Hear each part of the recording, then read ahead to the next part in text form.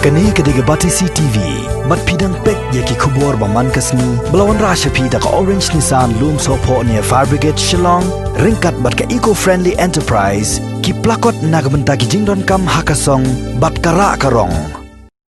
Uway Dr. Jongka North Eastern Indira Gandhi Regional Institute of Health and Medical Sciences, Negrim Shillong. Ula syara toket haki pulet Jongka Renjak Police Station Shillong, halor kecingkan no budan keti banjelong keti, ya ki arngut ki kintai, ki bawan syak sumar hapok ni hospital. Kat kum ke ejahar bala mudoi di ki arngut ki kintai, syaki pulet Jongka Renjak Police Station, persya'iu Dr. Jutan Chaudhry, Jongka Department of General Medicines.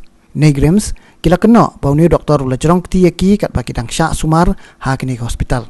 Menteri Jongka Nat kakoi kakya, uba Alexander Elheg ha kecing keren bakabati CTV ula pentikina. Bagi pulit kilara yuni doktor syathanan nakabenta ban penlong gijing toket ke bapanya bat hagaju upor ula penti kinaru ba kaladon ke ejahar bala mudoi persya yuni doktor. They have taken him for investigations. This is now it is only from the one side story. The police taken him under the police custody for investigation.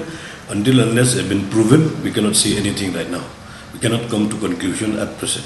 Of course, I will not deny that they are taken, but it has to be proven. It is taken now only for investigation. But already lodged a FIR and taken him also to the custody for the investigation. That much only we know, and this is not we cannot come to any kind of conclusions.